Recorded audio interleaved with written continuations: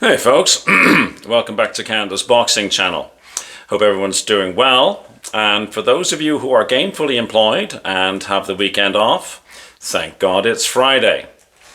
I'm going to apologize for my voice right off the bat here. I've been bothered the last few days with throat clearing, and a bit of a cough, and yeah, so I'll try to get through this video without coughing and spluttering too much, but I ask for your forbearance at this time. Now, there are some videos I really enjoy making. Yesterday was a classic example.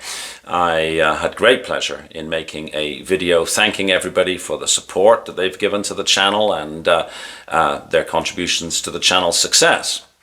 And I played a very nice voicemail from somebody who is not a million miles from me. Very entertaining.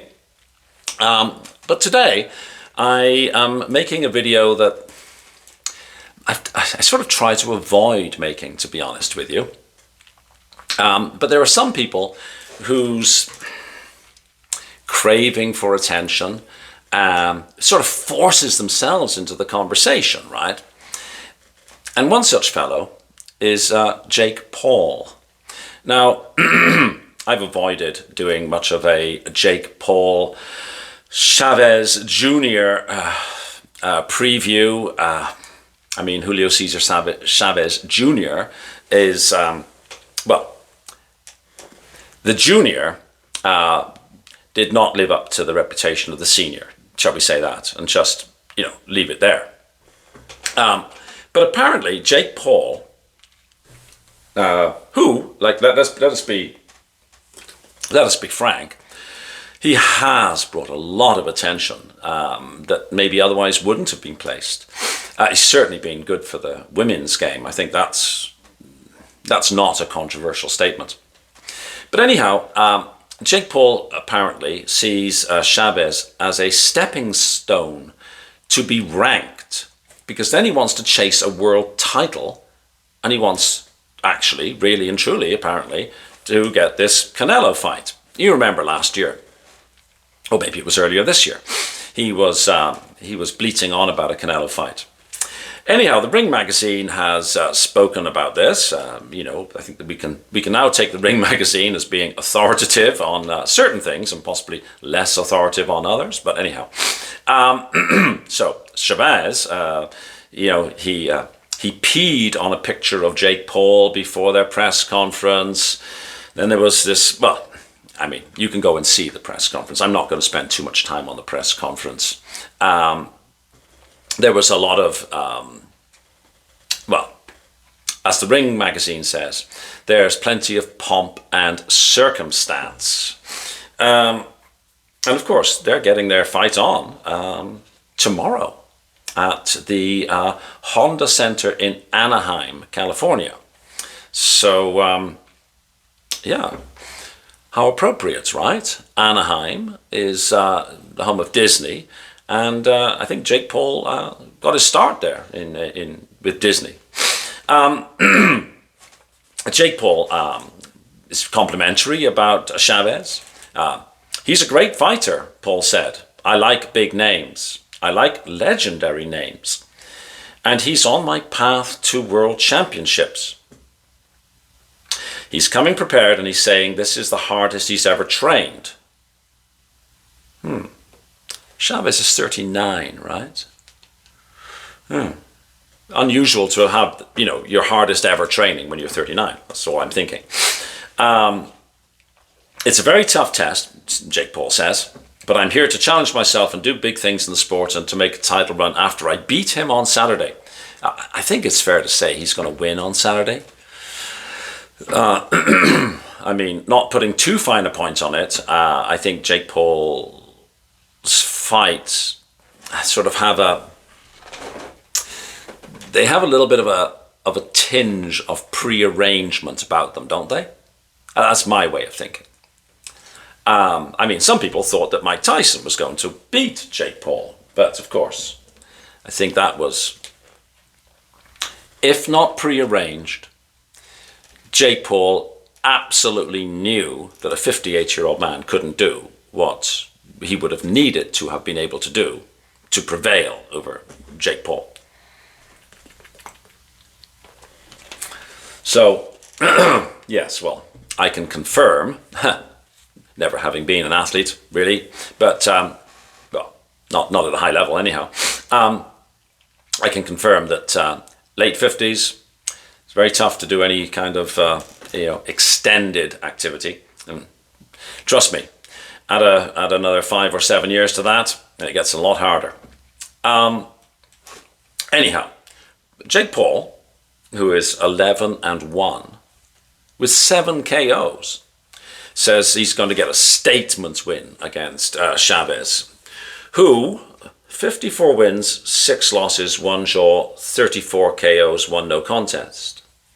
The Ring magazine calls him a faded former middleweight titleist. I think that's fair. Who hasn't had a meaningful win since 2012. Yes, right. Jake Paul says that he needs to be ranked, of course. And he said that beating Chavez in a great fashion, we'll see where the WBA and WBC rank me. And then hopefully I'll be able to go for a world title. So, okay. So he'll get ranked, and then he's going to have a world title run, I suppose. He's all over the place with his weights, though, isn't he, Jake Paul, really? He says he'll get Canelo Alvarez's attention once he wins a Cruiserweight title. A division currently controlled by champions Jai Opetaia, Gilberto Ramirez, and Badu Jack. Well,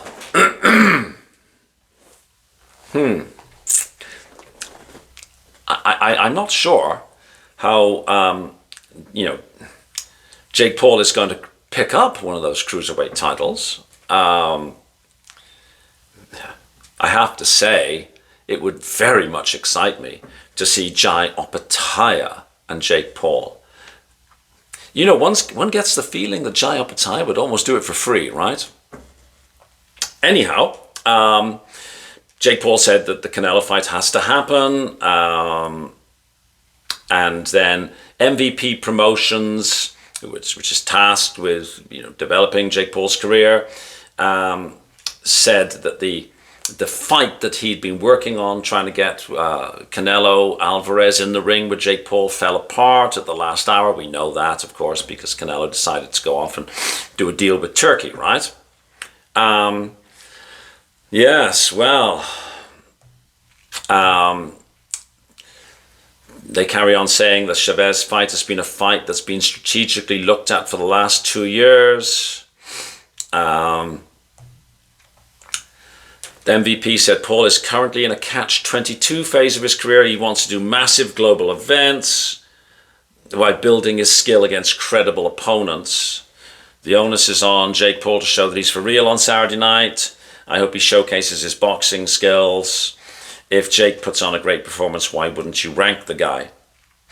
Well, I'm not sure if he deserves a ranking for beating a former middleweight who really hasn't fought meaningfully for, 13 or 14 years. But I suppose at some point Jake Paul will fight enough people and beat enough people that he will get sort of ranked. Good for him. Good for him. I'm sure he could be doing lots of easier things in life. He's got bags of money, I'm sure. And he could do what a lot of other, rich young men with bags of money do. But he is doing an athletic thing. He's trying to live a dream, I suppose. So good luck to him. I don't often speak about his boxing because, well, but at some point he's going to step into the ring with, more legitimate opponents, I suppose, and then maybe we can start talking about him. But I would very much expect that meeting a Gilberto Ramirez or a Badu Jack, or especially a Jai Opetaia, would mean that would probably be the last video we would do about Jake Paul. Anyhow, let me know what you think. Please like, please share, please subscribe. And thanks so much for watching. Totally appreciate your time every time. Thank you. Bye-bye.